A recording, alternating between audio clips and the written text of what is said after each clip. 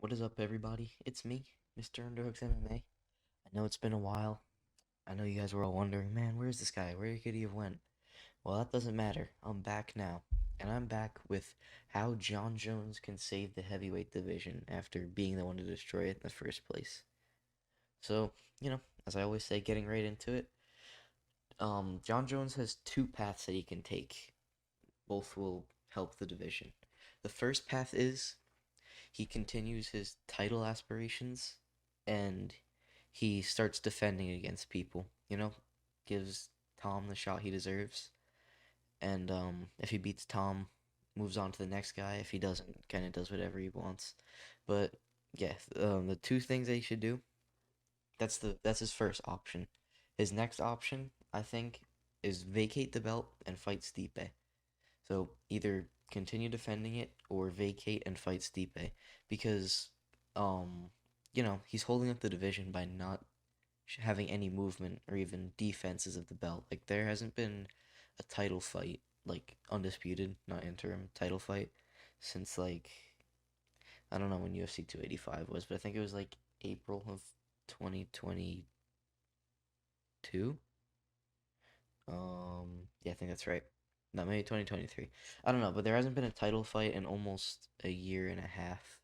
So, John has to make a choice. He has to make a choice on what to do, whether he's going to defend it or vacate it, because it's not fair to the guys like Tom, Curtis, Sergey, everyone that's kind of in contention for the belt. They shouldn't be have to, uh, they shouldn't have to wait for John to do whatever he wants to do something about it. Now, I'm gonna have you guys know, I'm the biggest John Jones hater out there. I almost hate this guy as much as Bo Nickel. That doesn't mean that he can't make good choices for his division and for the UFC. There's redeeming traits that he can do. I don't think that he has to fight Tom if he doesn't want to. He's already clearly proved himself as a fighter, even though he cheated and used steroids. But that's besides the point. Let me. I have like lint on my mic. There we go. Yeah, he's already proved himself as like one of the top guys ever in the UFC. Arguably the top guy, um, like the GOAT, you know? So I don't think he has to really worry about still fighting top guys. He should be able to fight whoever he wants. Just if he's gonna do that, he shouldn't be holding the belt. That's my opinion. Because like if he's holding the belt, like I'm kind of talking circles, but he's holding up the division when he does this. So I think the route that he should take personally is vacating the belt and fighting Stipe. Because Stipe doesn't care. Stipe has made it clear. Look, got the article right here. I don't care about the title. I just want to fight John Jones. So by defending against Stipe, Jones is kind of cheesing, from what I think, an easy defense. Because I really don't think that Stipe beats him. I'm gonna be honest. Like, Jones has a pretty easy path to victory, in my opinion, against Stipe, just because he's old. Prime Stipe, um, maybe he'd beat John Jones. He probably would, honestly, because John's fat at heavyweight. But this Stipe, he's gonna be 43 years old soon. Like, I don't think he beats Bones. Meanwhile, John Jones is only 36. This is the crazy thing. The age difference between John Jones and Stipe is as big as the age difference between Tom and Jones. That's crazy, honestly. They both have a 6 year difference in between them. So yeah, Jones can keep the division moving. He's just kind of choosing not to, which you know isn't very cool for the contenders and all that. So um, if he does go ahead and fight Stipe, I mean more than likely he'll probably retire after that, right? If he doesn't, um, I don't know. Maybe there's still some cool fights in the division. A lot of people wanted to see him against Pavlovich. Um, I think Jones beats him because Alistair Overeem kind of exposed a grappling deficit in Sergey. Um, he could fight Tom for the belt if he does want to vacate it, which wouldn't make much sense if he vacated and then fought him for the belt when he could have just defended against him. But I don't know, maybe it's something he'd want to do. So that's something else possible. Let me go back to the rankings real quick. See some other fights. Um, this division's terrible, man. I'm not even gonna lie to you. Yeah, he'd fight Jalton Almeida. Let's go. That would be such a fun fight. But yeah, I mean, there's not many fights left for him to do, especially against top guys. He's kind of fought everybody that you can really think about, from time periods that he fought in. But if he does go ahead and defend the belt, once again, I think he's probably only got one fight left in him. I think if he, whatever path he chooses, one of the two that I just laid out, he's gonna retire after it. So if he does defend against Tom, he's probably gonna retire after that. If he doesn't, he'll probably give a shot to Curtis. Actually, no, they're fighting for the interim belt, so it's vice versa, really. I feel like whatever happens, because Tom and Curtis are probably the two best guys in the division.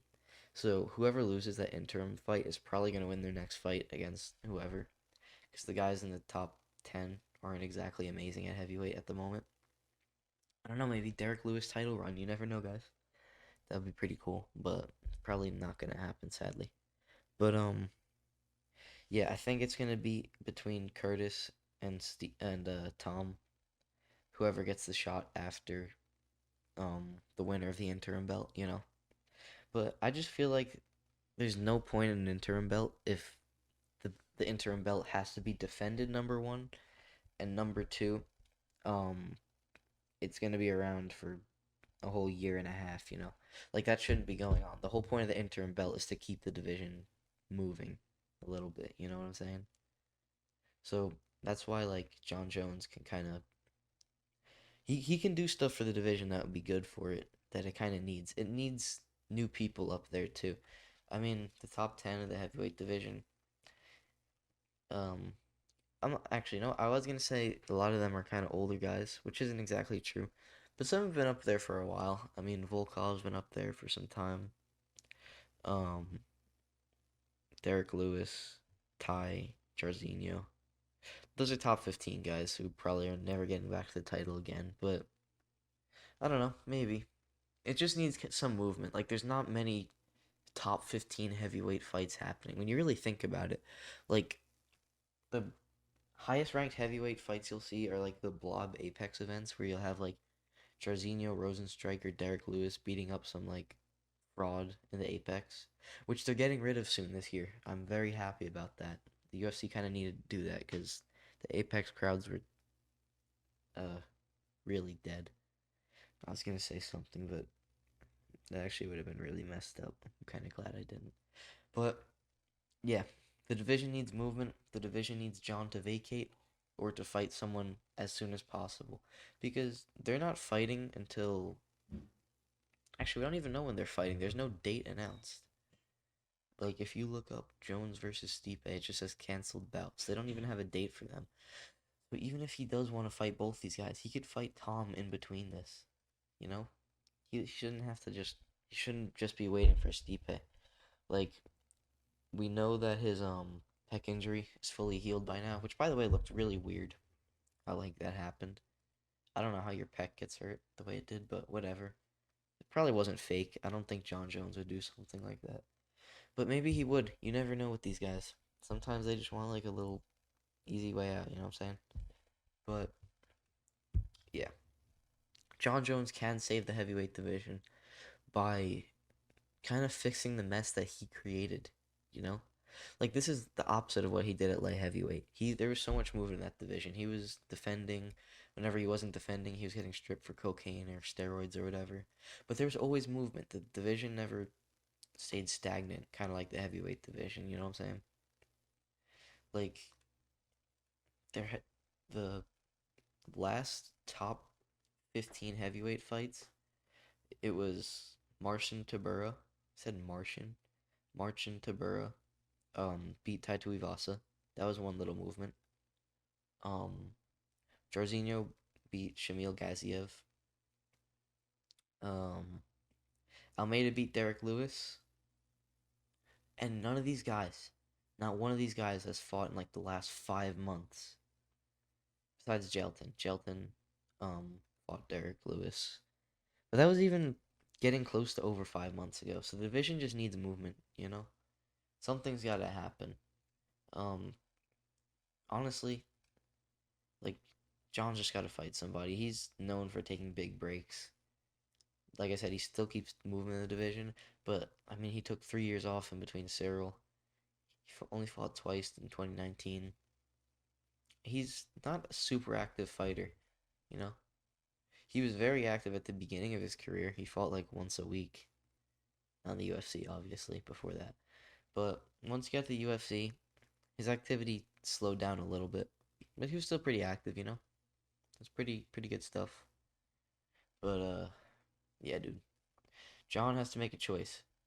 Um title title fights or legacy fights. One of the two. He can't do both. So that was my opinions on the situation with John Jones and Stipe. And yeah, if you agree, please leave a like. If you don't agree, please leave a like.